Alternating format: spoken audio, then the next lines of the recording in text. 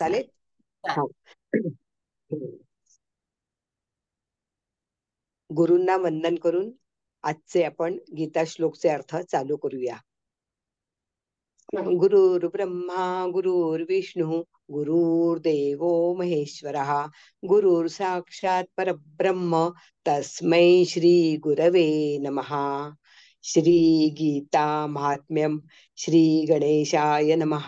श्री राधा रमणाय नमः. धरो वाचो भगवन् परमेशान भक्तिरव्यभिचारिणी प्रारब्धम भुज्यमानस्य कथम भवती हे प्रभो. पृथ्वी देवी सगळ्यांना विचारते आहे, म्हणजे देवाला विचारते, भगवंता परमेश्वरा, प्रारब्ध योग भोगीत असलेल्या मनुष्यांच्या हृदयामध्ये तुझी अविभिचारिणी म्हणजे अनन्य भक्ती कशाने उत्पन्न होईल. हे धरतीनेच पृथ्वी देवीने विष्णूंना विचारलंय. तेव्हा विष्णू तिला उत्तर देतात. श्री विष्णुरुवाच प्रारब्धम भुज्यमानो हि गीताभ्यास सरतः सदा समुक्तस्य सुखी लोके कर्मणा नोपलिप्यते. श्री विष्णुदेव म्हणाले, प्रारब्ध भोगीत असतानाही जो नेहमी गीताभ्यासात रत असतो तो संसारात असूनही मुक्त व सुखी होऊ शकतो. कर्माने तो लिप्त होत नाही. म्हणजे चांगले आणि वाईट कर्माचा त्यांनी जास्त विचार करू नये, वाईट कर्मे करू नये, पण तो जर त्याने गीतेचा अभ्यास केला तर तो मुक्त आणि सुखी होतो. महापापादि पापानी गीता ध्यानं करोति चेत क्वचित स्पर्शन कुर्वन्ति नलिनी दलमंबुवत. कमलपत्राला पाण्याचा लेप लागत नाही, त्याप्रमाणे गीता ध्यान करणाऱ्याला पंचमहापातकादी पापे स्पर्श करीत नाही. गीता या पुस्तक यत्र यत्र पाठ प्रवर्तते तत्र सर्वाणि तीर्थानि प्रयागादीनि तत्र वै. जिकडे गीतेचे पुस्तक असते व गीतेचा पाठ चालतो तिकडे प्रयाग राजादी सर्व तीर्थे वास करीतात. गोपाला गोपिका वापी नारदोद्धव पार्षदेः सहायो जायते शीघ्र यत्र गीता प्रवर्तते. जिकडे गीताभ्यास चालत असतो तिकडे सर्व देव, ऋषी, योगी, सर्पराज, गोपाल, गोपी, नारद, उद्धव व पार्षद गणांसह वर्तमान परमात्मा उपस्थित राहून सहाय्य देत असतो. म्हणजे आपण जेव्हा जीवन जगतो तेव्हा हे सगळं गीता म्हणतो, तर त्यामुळे आपल्याला संसारामध्ये हे सगळे देव आपल्याला आशीर्वाद देण्यासाठी आपल्याकडे येतात. आता कालच्या 5व्या अध्यायाची आपली गोष्ट राहिलेली होती, विशेष गोष्ट. तर ती अशी आहे, भगवंतांनी 2-3 श्लोकात अर्जुनाच्या कल्याणाची दृष्टी ठेवूनच त्याला भित्रेपणा सोडून युद्धासाठी सज्ज हो असं आज्ञा दिली होती. परंतु अर्जुनाला काय वाटलं? अर्जुनाला वाटलं की भगवान म्हणतात आहे की राज्याचा भोग करण्याची दृष्टी पुढे ठेवून युद्धाची आज्ञा देत आहेत. प्रथम तर अर्जुनाचा युद्ध न करण्याचा एकच पक्ष होता की मी युद्ध करणार नाही. ज्या कारणाने ते धनुष्यबाण टाकून आणि शोकविवल होऊन रथाच्या मध्यभागी बसले होते. परंतु युद्ध करण्याचा पक्ष तर भगवंताच्या म्हणण्यानेच झाला आहे. म्हणजे ते म्हणतात की युद्ध कर, तू धर्माला जाणून युद्ध कर. तात्पर्य काय आहे? अर्जुनाचा असा भाव होता की आम्ही लोक तर धर्माला जाणतो, पण दुर्योधन इत्यादी धर्माला जाणत नाहीत, म्हणून ते धन, राज्य इत्यादींच्या लोभाने युद्ध करण्यासाठी उभे राहिले आहेत. आता तीच गोष्ट अर्जुन येथे स्वतःसाठी म्हणतात की जर मीही आपल्या आज्ञेनुसार युद्ध करील तर परिणामी गुरुजनांच्या रक्ताने माखलेले धन व राज्यच प्राप्त करील. अशा प्रकारे अर्जुनाला युद्ध करणे अयोग्य वाटत आहे. जी वाईट गोष्ट वाईटाच्या रूपाने येते तिला नष्ट करणे फार सोपे असते, परंतु जी वाईट गोष्ट चांगल्याचे पांघरून घेऊन येते तिला नाहीसे करणे फार कठीण जाते. म्हणजे जी वाईट गोष्ट म्हणजे युद्ध करणे, पण तिने काय घेतलंय की तू तुझा धर्म पाळशील. मात्र हे फार म्हणजे दोन्ही गोष्टी याच्यामध्ये पाहिजे आहेत, म्हणून तिला नाहीसे करणे फार कठीण जाते असे भगवंत सांगतात. सीतेसमोर रावण आणि हनुमंतासमोर कालनेमी राक्षस आले होते, तेव्हा त्यांना सीता आणि हनुमंत ओळखू शकले नाहीत, कारण त्या दोघांचा साधुवेश होता. युद्धरूप कर्तव्य कर्म करणे वाईट आहे आणि युद्ध न करणे चांगले आहे असा अर्जुनाचा समज आहे. अर्थात अर्जुनाच्या मनात धर्मरूपी चांगुलपणाच्या विषयात कर्तव्य त्यागरूपी वाईट कर्मे आले आहे. त्यांना कर्तव्य त्यागरूपी वाईट कर्म वाईटाच्या रूपाने दिसत नाही, कारण अंतःकरणात स्वजनांच्या शरीराविषयी मोह आहे. म्हणून या वाईट गोष्टीला नष्ट करण्यात भगवंताला खूप कष्ट पडतात आणि वेळ लागतो आहे. भगवंतांच्या वचनात अशी विलक्षणता आहे की ते अर्जुनाच्या अंतःकरणावर आपला प्रभाव टाकीत चालले आहेत, ज्यामुळे अर्जुनाला आपल्या युद्ध न करण्याच्या निर्णयात अधिक संदेह होत चाललाय. करू की नको करू अशा अवस्थेला प्राप्त झालेले अर्जुन म्हणतात, न चैतद्विद्मख न चैतद्विद्मख कतरन्नो गरीयो यद्वा जयेम यदिवा नो जयेयुः यानेव हत्वा न जिजीविषामस् तेव स्थिता प्रमुखे धार्तराष्ट्राः. मी युद्ध करावे किंवा करू नये या दोन्ही गोष्टींचा निर्णय मला कळत नाही, कारण आपल्या दृष्टीत तर युद्ध करणे श्रेष्ठ आहे, कोणाच्या? भगवंताच्या. परंतु माझ्या दृष्टीने गुरुजनांना मारणे पाप असल्याने युद्ध न करणे श्रेष्ठ आहे. या दोन्ही गोष्टींपैकी कोणती गोष्ट अत्यंत श्रेष्ठ आहे हे मला कळत नाही. अशा प्रकारे अर्जुनाच्या अंतःकरणात भगवंतांचा पक्ष व स्वतःचा पक्ष समकक्ष झाले आहेत. म्हणजे त्याला कळतच नाही की काय करायचं. यद्वा जयेम, जर आपल्या आज्ञेनुसार युद्धही केले तर आम्ही जिंकू, आणि किंवा ते आम्हाला जिंकून देतील. कोण? दुर्योधन. याचाही आम्हाला ठाव लागत नाही, म्हणजे खरंच जिंकू की नाही असं काही कळत नाहीये. अर्जुनाला आपल्या बळाचा अविश्वास नाही, तर भविष्यावर अविश्वास आहे. कारण भविष्यात काय विधिलिखित घडणार याचा कोणाला कसा पत्ता लागणार? जिंकू किंवा न जिंकू. याने वाहत्वा, आम्ही तर कुटुंबियांना मारून जगण्याचीही इच्छा ठेवीत नाही. भोग भोगण्याची, राज्य मिळून हुकूमत चालविण्याची गोष्ट तर दूरच राहू द्या. कारण की जर आमचे कुटुंब मारले गेले तर आम्ही जिवंत राहून काय करणार? आपल्या हातांनी कुटुंब नष्ट करून बसल्या बसल्या चिंता शोकस्त्र करणार. चिंता शोक करण्यासाठी आणि वियोगाचे दुःख भोगण्यासाठी आम्ही जिवंत राहू शकत नाही. आम्ही ज्यांना मारून जिवंतही राहू शकत नाही तेच धृतराष्ट्राचे संबंधी लोक आमच्या समोर उभे आहेत. धृतराष्ट्राचे सर्व संबंधी लोक आमचेही कुटुंब आहे. म्हणजे अर्जुन असं वेगवेगळं समजत नाही की तो काका आहे, ते काकांची मुलं आहे. तो दोघांना एकच समजतोय. पण धृतराष्ट्र मात्र आपली मुलं वेगळी आणि ही मुलं वेगळी चुलती हे समजतोय. त्या कुटुंबियांना मारून आमच्या जगण्याला धिक्कार असो असे ते म्हणतात.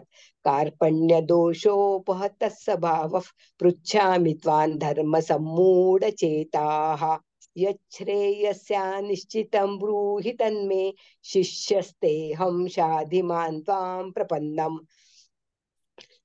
अर्जुन आपल्या स्वतःला युद्धापासून सर्वथैव निवृत्त होण्याला सर्वश्रेष्ठ समजत नव्हते. तरी पण पापापासून वाचण्यासाठी त्यांना युद्धातून उपरम म्हणजे सोडायचं होतं. याच्याशिवाय दुसरा उपाय त्यांना दिसत नव्हता. म्हणून ते युद्धातून सुटका करून घेऊ इच्छित होते, पण उपरम होण्यास गुणच मानित होते. भीतीरूप दोष नव्हे. परंतु भगवंतांनी अर्जुनाच्या या भीतीला आणि अंतःकरणाच्या तुच्छ दुर्बलतेला म्हटले. तेव्हा भगवंताच्या या निसंदिग्ध वचनाने अर्जुनाचा असा विचार झाला की युद्धापासून निवृत्त होणे माझ्यासाठी उचित नाही. म्हणजे तेव्हा त्यांना कळायला लागलं होतं की आपला धर्म क्षत्रियाचा आहे आणि आपण युद्ध करायला पाहिजे. ही तर एक प्रकारची भीतीच आहे, जी माझ्या स्वभावाच्या अगदी विरुद्ध आहे. कारण माझ्या शास्त्र स्वभावाला दीनता आणि पलायन म्हणजे तिथून पळून जाणे हे दोन्हीही नाही. माझा स्वभाव तसा नाही. अशा प्रकारे भगवंतांनी दाखविलेला भीतिरूप दोष आपल्यात स्वीकार करून अर्जुन भगवंताला म्हणतात, एक तर भीतिरूप दोषाने माझा शास्त्र स्वभाव एक प्रकारे दबून गेला आहे. म्हणजे मी शास्त्र आहे, शास्त्राप्रमाणे मी आपला शास्त्र धर्म आहे, पण मी भीतीमुळे माझा तो दोष दबून गेलाय. दुसरी गोष्ट म्हणजे मी आपल्या बुद्धीने धर्माच्या विषयात कोणताही एक निर्णय घेण्यास असमर्थ होत आहे. म्हणजे धर्म जसं सांगतं की तसं करायचं आहे, पण हे मी विसरून जातो आहे. माझ्या बुद्धीत अशी मूढता पसरली आहे की धर्माच्या विषयात माझी बुद्धी काहीच काम करीत नाही. म्हणजे माझी बुद्धी मला निर्णय देऊ शकत नाहीये. तिसऱ्या श्लोकात तर भगवंतांनी अर्जुनाला स्पष्ट आज्ञा दिली होती, हृदयाच्या तुच्छ दुर्बलतेला, भीतीला सोडून युद्धासाठी सज्ज हो. अशा स्थितीत अर्जुनाला धर्माच्या विषयात म्हणजेच कर्तव्याच्या विषयात कोणताही संदेह राहावयास नको होता. म्हणजे त्याने पक्क राहायला पाहिजे होतं की भगवंत आपल्याला सांगतात की युद्ध कर. तरी पण संदेह राहण्याचे कारण म्हणजे एकीकडे तर युद्धामध्ये कुटुंबाचा नाश करणे, पूज्यजनांना ठार करणे हे अधर्म आहे, म्हणजे पाप आहे. तर दुसरीकडे युद्ध करणे क्षत्रियांचा धर्म दिसतो. अशा प्रकारे कुटुंबियांना पाहून युद्ध करू नये आणि शास्त्र धर्माच्या दृष्टीने युद्ध केले पाहिजे, या दोन गोष्टींमुळे अर्जुनासमोर संकट उभे राहिले. धर्माचा निर्णय करण्यात त्यांची बुद्धी कुंठित झाली. असे झाल्याने आता यावेळी माझ्यासाठी निश्चित कर्तव्य कोणते आहे, माझा धर्म कोणता आहे, याचा निर्णय करण्यासाठी ते भगवंताला विचारतात. याच अध्यायाच्या दुसऱ्या श्लोकात भगवंतांनी म्हटले होते की तू भीतीमुळे युद्धापासून निवृत्त होत आहेस. तुझे हे आचरण अनार्यजुष्ट आहे, अर्थात श्रेष्ठ पुरुष असे आचरण करीत नाही. म्हणजे भगवंतांनी अर्जुनाला श्रेष्ठ पुरुषाचा दर्जा दिलाय आणि म्हणतात की तुझं हे आचरण आहे हे बरोबर नाही. ते तर ज्यात आपले कल्याण असेल तेच आचरण करीत असतात श्रेष्ठ पुरुष. ही गोष्ट ऐकून अर्जुनाच्या मनात आले की श्रेष्ठ पुरुष जसे करतात तसेच मलाही करावयास पाहिजे. अशा प्रकारे अर्जुनाच्या मनात कल्याणाची इच्छा जागृत झाली आणि हाच दृष्टिकोन ठेवून ते भगवंताला आपल्या कल्याणाची गोष्ट विचारतात. ज्यामुळे माझे निश्चित कल्याण होईल अशी गोष्ट मला सांगा.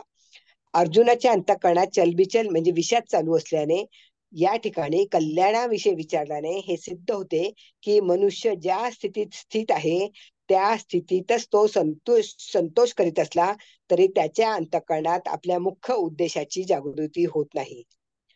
मनुष्य ज्या स्थितीत स्थित आहे म्हणजे आपण आता आनंदी आहे, ती आनंदाची स्थिती आहे, तर तो त्याच्यात आनंद मानतो की चला मी आता आनंदी आहे. त्याच्या अंतःकरणात आपल्या मुख्य उद्देशाची जागृती होत नाही. म्हणजे त्याचा उद्देश जो असतो किंवा आपल्या मनात जो उद्देश आहे त्याची जागृती व्हायला पाहिजे की मी हे केलंच पाहिजे, हे तो करत नाही. कारण की तो आहे त्या परिस्थितीमध्ये आनंदी असतो, त्याला कशाचीही आसक्ती नसते. इथे आसक्तीपेक्षा इथे धर्म सांभाळणे आणि धर्माप्रमाणे वागणे हे महत्वाचे आहे. वास्तविक उद्देश काय आहे? कल्याणाची जागृती, म्हणजे आपले कल्याण कसे होईल याची सजगता म्हणजे जागृती.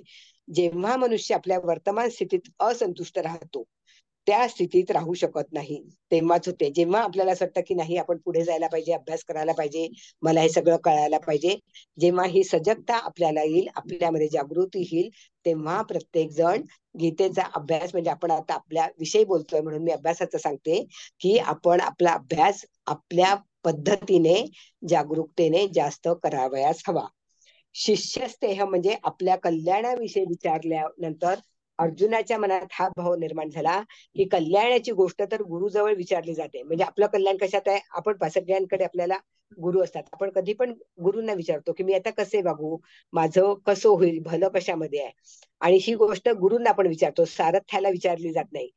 अशा दृष्टीने अर्जुनाच्या मनात जो रथीपणाचा भाव होता, ज्या कारणाने ते भगवंतालाही आज्ञा देत होते की हे अच्युता माझा रथ दोन्ही सैन्यांच्या मध्यभागी उभा करा, हा भाव नाहीसा होतो. म्हणजे हे त्यांच्या मनात आणि आपल्या कल्याणाची गोष्ट विचारण्यासाठी अर्जुन भगवंताचे शिष्य बनतात आणि परत परत विचारतात, महाराज मी आपला शिष्य आहे, उपदेश घेण्यास पात्र आहे, तर आपण माझ्या कल्याणाची गोष्ट सांगावी. म्हणजे त्याचं अजूनही अर्जुनाला वाटतंय की भगवंत मला असं सरळ सांगत का नाही की तू युद्ध कर, इकडून आडून आडून ते मला समजावून सांगतात, ते पण प्रत्यक्ष मला उपदेश का नाही करत आहे असं त्याला तो विचारतोय. गुरु तर उपदेश देतील, ज्या मार्गाचे ज्ञान नाही त्या मार्गाचे ज्ञान सुद्धा करून देतील, पूर्ण प्रकाश देतील, इत्थंभूत माहिती देतील, पण मार्गक्रमण तर शिष्याला स्वतःला स्वतःचे करावे लागेल. हे आपण पण रोजच्या जीवनामध्ये अनुभवत असतो. मी तर असे इच्छित नाही की भगवंतांनी उपदेश द्यावा आणि मी त्याचे अनुष्ठान करावे, कारण त्याने माझे काम भागणार नाही. म्हणजे भगवंतांनी सांगितलं की तू युद्ध कर, आता अनुष्ठान कर म्हणजे सुरू कर, त्यांनी मला आज्ञा दिली तरी पण माझं त्याच्याने भागणार नाही. म्हणून मी आपल्या कल्याणाची जबाबदारी आपल्यावर कशाला घेऊ, मी कशाला माझं कल्याण करून घेऊ, गुरुवरच का सोडू नये की त्यांनी काय करावं कसं करावं. जसे आईच्या दुधावरच निर्भर राहणारा बालक आजारी झाला तरी त्याचा आजार कमी होण्यासाठी औषध आईला खावे लागते, बालकाला नव्हे. बरोबर आहे. प्रकारे जर मीही गुरुला संपूर्णपणे शरणागत झालो, गुरुवरच निर्भर राहिलो, तर माझ्या कल्याणाचे संपूर्ण दायित्व गुरुवरच राहील. गुरुला स्वतः माझे कल्याण करावे लागेल. या भावनेने अर्जुन म्हणतात, मी आपणाला शरण आलो आहे, मला उपदेश करावा. म्हणजे आता त्याला पूर्ण परिस्थिती कळलेली आहे आणि तो म्हणतो की मी आता शरण आलेलो आहे. येथे अर्जुन त्वाम प्रपन्नम असं म्हणून भगवंताला शरण होण्याविषयी तर बोलतात, पण वास्तविक सर्वथैव शरण आले नाहीत, तर संपूर्णपणे शरण आले असते तर मग त्यांच्याकडून शाधीमाम असं म्हटलं असतं, म्हणजे मला उपदेश करा असे म्हटले गेले नसते. कारण सर्वथा शरण झाल्यावर शिष्याला आपले कोणतेच कर्तव्य राहत नाही. दुसरी गोष्ट म्हणजे 9व्या श्लोकात अर्जुन म्हणतात की मी युद्ध करणार नाही, न योत्से. अर्जुनाचे असे म्हणणेही शरणागतीच्या विरुद्ध आहे. कारण की शरणागत झाल्यावर मी युद्ध करीन अथवा न करीन, काय करीन किंवा काय करणार नाही, ही गोष्ट राहत नाही. त्याला भविष्याचे ज्ञानच राहत नाही. शरण्य काय करवतील आणि काय करवणार नाहीत, त्याचा तर एक भाव असा असतो की आता जे शरण्य करवतील तेच करेल, म्हणजे गुरु. अर्जुनाच्या या उणिवेला दूर करण्यासाठी मामेकम शरणम व्रज, म्हणजे एक मलाच शरण ये असे म्हणावे लागेल. मग अर्जुनानेही करिष्ये वचनं तव, आपल्या आज्ञेचे पालन करीन असे म्हणून पूर्ण शरणागती पत्करली. या श्लोकामध्ये अर्जुनाने 4 गोष्टी सांगितल्या. कार्पण्य दोषो धर्म सम्मूढ चेताहा, म्हणजे धर्माविषयी विचारलेला. यच्छ्रेय स्या निश्चितम ब्रूहि तन्मे, म्हणजे आपल्या कल्याणाविषयी प्रार्थना केलेली आहे. आधी धर्माविषयी विचारलं, मग प्रार्थना केली. शिष्यस्तेहम, तिसऱ्या गोष्टीमध्ये ते शिष्य बनतात. आणि चौथ्या गोष्टीत शाधीमान त्वाम प्रपन्नम, चौथ्या गोष्टीत शरण येतात. आता या 4ही गोष्टींचा विचार केला तर पहिल्या गोष्टीत मनुष्य ज्याला विचारतो तो सांगण्यात अथवा न सांगण्यात स्वतंत्र असतो. म्हणजे आपण कुणाला काही विचारलं, आपल्याला काही प्रसंगाला उत्तर हवं असेल, तर ते जेव्हा आपण विचारतो तेव्हा ते सांगण्याचा किंवा न सांगण्याचं स्वतंत्र त्या मनुष्याला असतं. दुसऱ्यामध्ये ज्याला प्रार्थना केली जाते त्याच्यासाठी सांगणे कर्तव्य ठरते. जर प्रार्थना केली की मला हे सांगा, तर ते गुरु सांगतातच किंवा मित्रमैत्रीण कोणी सांगतात, कारण की ते त्यांचं कर्तव्य आहे, कारण की आपण तिथे प्रार्थना केलेली आहे. तिसऱ्यात ज्याचा शिष्य होतो त्या गुरुवर शिष्यावर कल्याणाचा मार्ग दाखवण्याचे विशेष दायित्व येते. कारण की आपण इथे काय केलेलं आहे, शिष्य बनलोय. आता शिष्य झाल्यावर तर गुरुचं कर्तव्य आहे की आपण त्यांना त्यांचं दायित्व घेऊन त्यांचं कल्याण करावयास हवे. चौथ्यात ज्याला शरण जातो त्या शरण्याला शरणागताचा उद्धार करावाच लागतो. अर्थात त्याच्या उद्धाराची खटपट स्वतः शरण्याला करावी लागते. म्हणजे शिष्य नुसता आरामात बसला आणि युद्ध नाही केला आणि नुसतं गुरूंनीच पूर्ण सगळं केलं तर असं होऊ शकतं का? नाही. ज्याला याचं उत्तर हवं आहे त्याला स्वतःला त्याचं कर्म करावं लागतं किंवा स्वतःच्या उद्धारासाठी खटपट करावी लागते.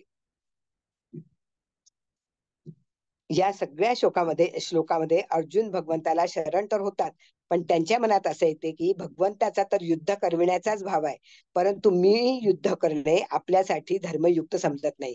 त्यांनी जसे पूर्वी उत्तिष्ठ म्हणून युद्धासाठी आज्ञा दिली, तसेच ते आताही युद्ध करण्याची आज्ञा देतील.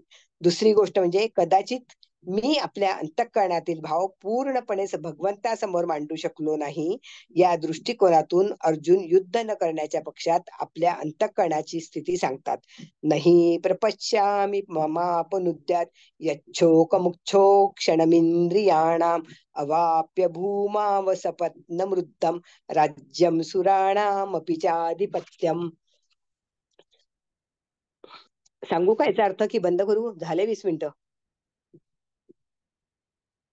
अर्जुनाला असे वाटत आहे की भगवंत असे समजत असतील की अर्जुन युद्ध करेल तर त्याचा विजय होईल आणि विजय झाल्याने त्याला राज्य मिळेल, जेणेकरून त्याची चिंता शोक नाहीस होतील आणि संतोष येईल.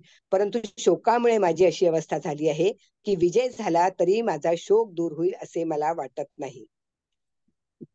ज्या राज्यात प्रजा अत्यंत सुखी आहे, प्रजेजवळ भरपूर धनधान्य आहे, कोणत्याही वस्तूची उणीव नाही आणि राज्यात कोणी शत्रू नाही, असे राज्य मिळाले तरीही माझा शोक दूर होणार नाही. या पृथ्वीवरील तुच्छ असणाऱ्या राज्याच्या भोगाविषयीची तर गोष्ट सोडा, इंद्राचे दिव्य भोग असणारे राज्य जरी मिळाले तरीही माझा शोक, दाह, चिंता दूर होऊ शकत नाही. मी विजय इच्छित नाही आणि राज्यही इच्छित नाही, तसे सुखही इच्छित नाही. कारण त्या राज्याचा उपयोग काय? त्या भोगाचे मला सुख कसे मिळणार?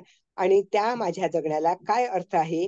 ज्याच्यासाठी आम्ही राज्य, भोग तसे सुख इच्छित आहोत, हे तेच मृत्यूला सन्मुख झाले आहेत. म्हणजे की मला सगळं मिळालं पण माझे नातेवाईक नाही आहे, तर मी कशासाठी जगू? या ठिकाणी अर्जुन म्हणतात की पृथ्वीचे धनधान्य संपन्न आणि निष्कटंक राज्य मिळाले, कंटक राज्य मिळाले, स्वर्गाचे अधिपत्य मिळाले, तरीही माझा शोक दूर होऊ शकत नाही. मी त्यापासून सुखी होऊ शकत नाही. नाही प्रपश्यामी ममापनुद्यात यच्छोकमुच्छोक क्षणमिंद्रियाणाम.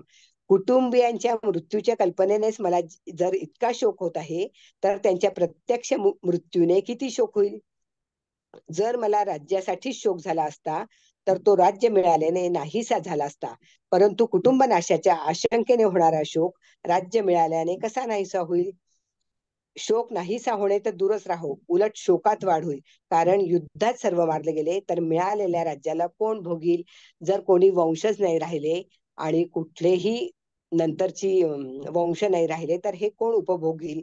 आणि ते राज्य कोणाला उपयोगी होईल? म्हणून पृथ्वीचे राज्य व स्वर्गाचे अधिपत्य मिळाले तरी इंद्रियांना सुखविणारा माझा शोक नाहीसा होऊ शकत नाही.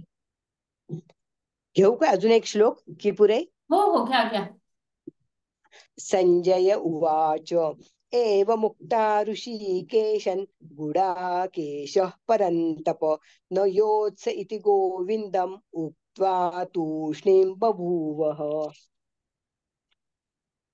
अर्जुनाने आपला आणि भगवंतांचा दोघांचा पक्ष पुढे ठेवून त्याच्यावर विचार केला आणि शेवटी निर्णय घेतला की युद्ध करण्याने जास्तीत जास्त राज्य प्राप्त होईल, मान होईल, जगात यश मिळेल.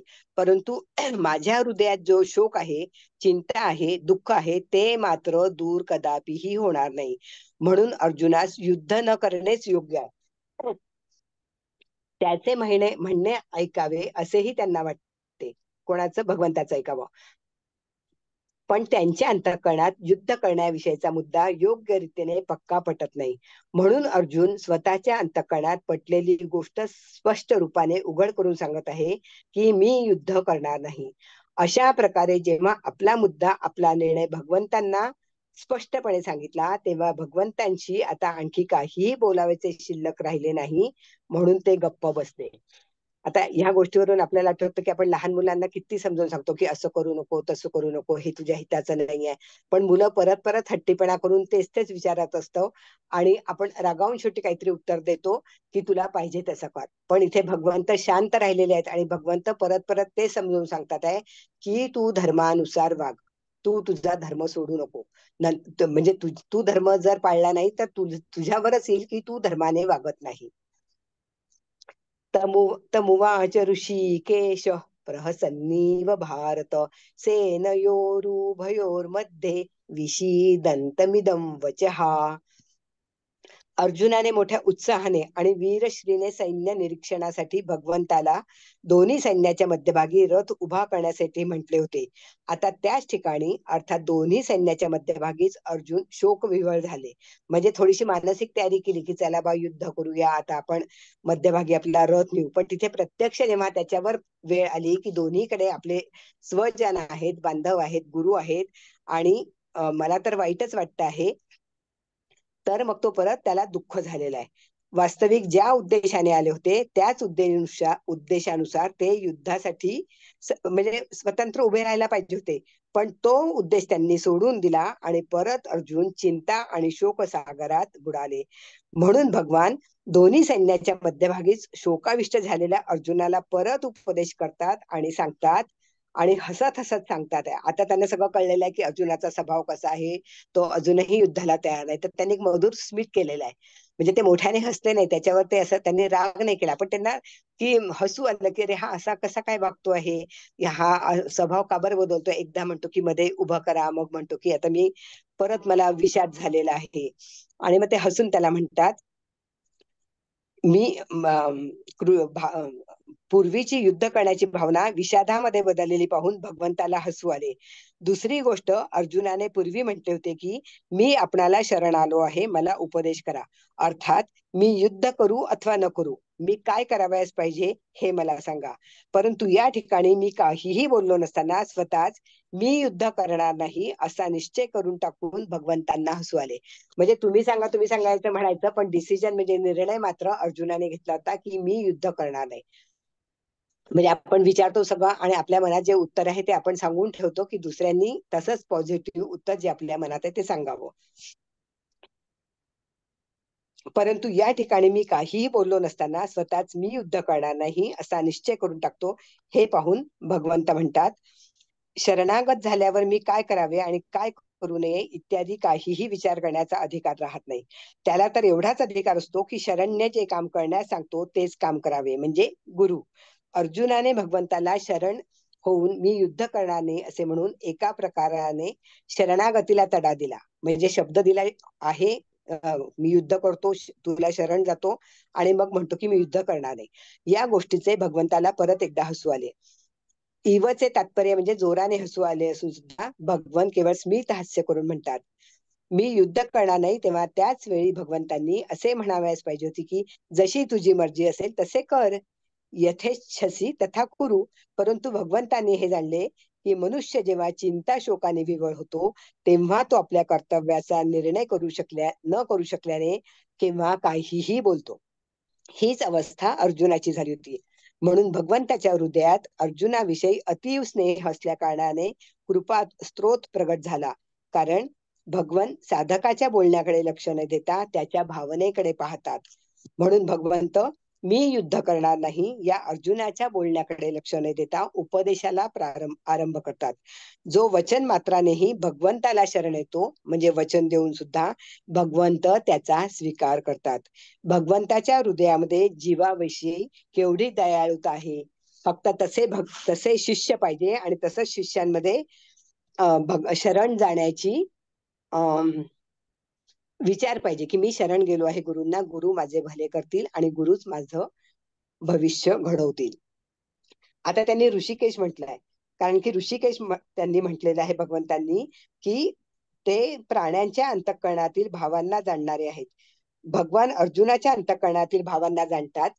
आता तर हा कौटुंबिक मोहाच्या वेगाने ग्रस्त झाल्याने आणि राज्य मिळूनही आपला शोक नाहीसा होणार नाही हे दिसल्याने मी युद्ध करणार नाही. परंतु जेव्हा हा स्वतः सावध होईल तेव्हा ही स्थिती राहणार नाही.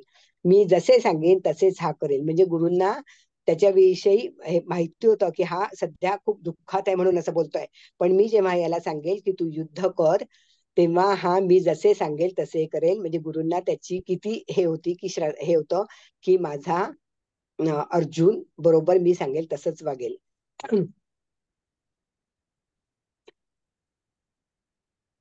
पुढच्या श्लोकापासून भगवंत ज्या रहस्यमय ज्ञानाला अगदी सरळ आणि सोप्या भाषेत प्रगट करून आणि समजावून सांगतील, तर तो श्लोक 11वा आहे. तो आपण उद्या घेऊयात, कारण खूप मोठा झाले आहे. हा हा हो.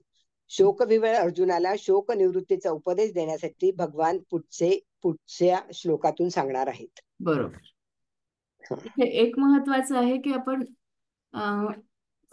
श्रीकृष्णाची वेगवेगळे नाव बघत आहोत बघा. प्रत्येक ठिकाणी एक वेगळं हो, नाव आहे.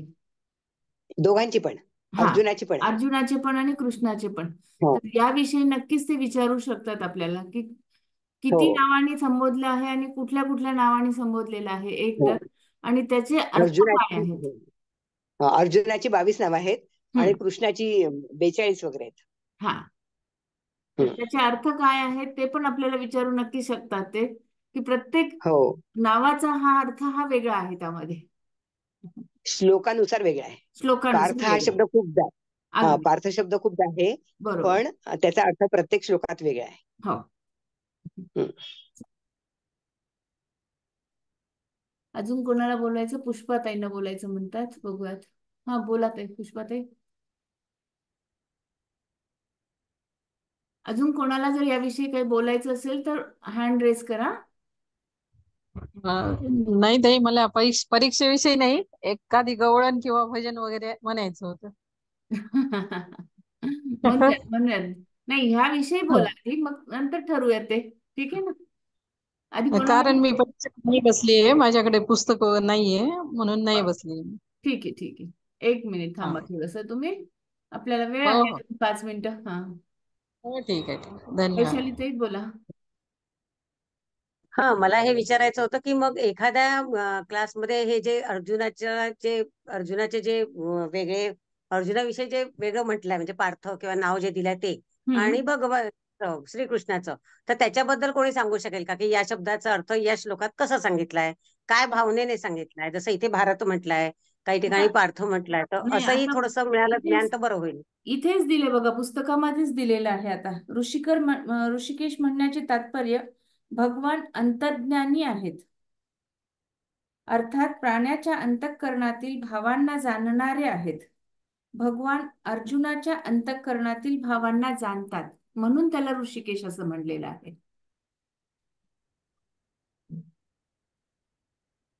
म्हणजे प्रत्येक आपल्याला नावाची. हा, समजलं का ताई? लक्षात आलं का? Hello hello. हा, परत एकदा बघा इकडे, की ऋषिकेश का म्हणलेलं आहे त्याचं तात्पर्य सुद्धा खाली दिलेलं आहे तुम्हाला. प्रत्येक शब्दाचं जेव्हा आपण एखादा शब्द उच्चारलेला आहे, प्रत्येक शब्दाच्या तिथे त्याचं तात्पर्य सुद्धा दिलेलं आहे, की ऋषिकेश का म्हणलेलं आहे, तर भगवान हे अंतर्यामी आहेत म्हणून सांगितलेलं आहे. आणि प्रत्येकाचे भाव हे भगवान जाणतात, म्हणून त्याला ऋषिकेश असं म्हणलेलं आहे. अंतःकरणातील भावांना जाणणारे आहेत. भगवान अर्जुनाच्या अंतःकरणातील भावांना जाणतात, की आता तर आपण कौटुंबिक मोहाच्या वेगाने ग्रस्त झाल्याने आणि राज्य मिळूनही आपला शोक नाहीसा होण्याची चिन्ह आपल्याला दिसतात.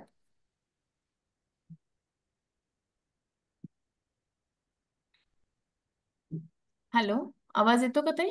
आला ना माझा हो आवाज? येतोय. हो हो. हो हो येतोय. हो. हा, तर आता मला असं विचारायचं.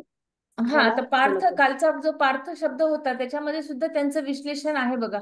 तर ह्याची आपण आता टीप तयार करून ठेवत जाऊ, की पार्थ कशासाठी म्हणलेत, ऋषिकेश कशासाठी म्हणलेत, आणि अजून काय काय नावं म्हणलेत कशासाठी म्हणून. आता ताईंनी जे सांगितले की श्रीकृष्णाचे 42 हम्म. आणि अर्जुनाचे 22 नाव आहेत, असंच हम्म. सांगितलं ना? हेच सांगितलं ना त्यांनी? हो, बरोबर आहे ना? हो बरोबर. हो हो. आणि ऋषिकेशचा अर्थ आहे, ऋषिक म्हणजे इंद्रिय. हम्म. ऋषी इंद्रियांचं ईश म्हणजे ईश्वर, हा, जो ज्याचं इंद्रियावर इंद्रियांना नियंत्रण जाणणारा, आहे. इंद्रियांना हो हो जाणणारा म्हणजे मनातलं हो. जाणणारा. येस, हम्म. करेक्ट, असं आहे ऋषिकेशचा अर्थ. हम्म. बस, नाही एवढंच सांगू शकते मी. बर. आपण या ज्या ताई आहेत ना, यांना आपण सांगूया वेगवेगळ्या शब्दांचे अर्थ सांगायला. कारण की यांनी चांगलं सांगितलं इंद्रियावर. तसे वेगवेगळे अर्थ आपल्याला म्हणजे 3-4 तरी मिळू शकतील वेगवेगळ्या सगळ्यांनी अभ्यास केला तर. कारण अगदीच की वेगवेगळ्या पुस्तकात आहे ना, तर बरोबर. दोघी तिघींनी श्लोक शोधून ठेवायचे, दोघी तिघींनी अर्थ जयश्रीताईंकडे आहेत काढून म्हणून ठेवायचे. सांगितलं. जयश्रीताई मुकणेताईंकडे आहेत म्हणे. थांबा, मी त्यांना हो अनम्यूट करते. हो. हा, जयश्रीताई तुमचा हँड म्हणजे रेज करता का? म्हणजे आपला क्लास झाला, श्लोक झाला की त्या श्लोकातले काय जे शब्द असतील त्याचे त्यांनी ग्रुपवर टाकायचं की हा, या बोला शब्दाचा ताई. हा अर्थ आहे. जयश्रीताई. ताई, त्या दिवशी एक आपलं क्विज पाठवता ना तुम्ही दररोज, हा, त्या क्विज मध्ये कृष्णाचे आणि अर्जुनाचे असे नाव आलेत. मी ते स्क्रीनशॉट करून ठेवले, मी अच्छा, पाठवते ग्रुपवर. बरोबर बरोबर आहे, बरोबर आहे. त्यात नाव आले होते असे, कृष्णाचे इतके नाव आहेत. हा 42 आता सांगितलं तसं, हा, अर्जुनाचे 22. तर ते बर, नाव मी असे स्क्रीनशॉट काढून बाजूला काढून ठेवलेत, मी पाठवते तुम्हाला. चालेल चालेल. म्हणजे इव्हन आपल्या पाठवते. परिशिष्टामध्ये सुद्धा पुष्कळशा गोष्टी दिलेल्या आहेत बघा. आपण जर परिशिष्ट बघितला ना, तर प्रत्येक गोष्टीची आपल्याला याच्यामध्ये बरीचशी हे दिलेली आहे, माहिती दिलेली आहे. ते कोड्यामध्ये पण खूप प्रश्न येतात बरं का हो ताई, हो, ते सोडवले तर खूप उपयोग होतो. बरोबर बरोबर आहे. जे एक मी दिवसात बोलू का येतं ना ताई? कोडं, हो, बोला ना ताई. त्याच्यामध्ये. हा. आपण गीतेचा अभ्यास करतो आहे आणि आपल्याला एवढं माहिती असतं की गीता भगवान कृष्णांनी अर्जुनाला सांगितली. आता याच्यात आपल्याला कळतं की अर्जुन कसा श्रीकृष्णावरती विश्वास टाकतोय, त्याला म्हणतोय तू सांग. हम्म. तरीही त्याच्या मनातल्या शंका काही जात नाही. हे आपण सर्वसामान्य सगळी जनता हेच करत असतो की आपण दुसऱ्यावर विश्वास टाकतो, पण माझ्या मनात जे उत्तर आहे ते तुम्ही द्या असं आपल्याला त्याच्याकडून अपेक्षा असते.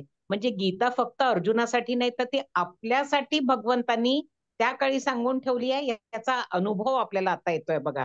अगदी खरी गोष्ट आहे ताई. आपण है ना? आपल्या रिलेटेड आपल्या ज्या काही गोष्टी असतात त्या प्रत्येक हा. याच्यामध्ये जर बघितलं ना तर आपल्याला गीता सापडते.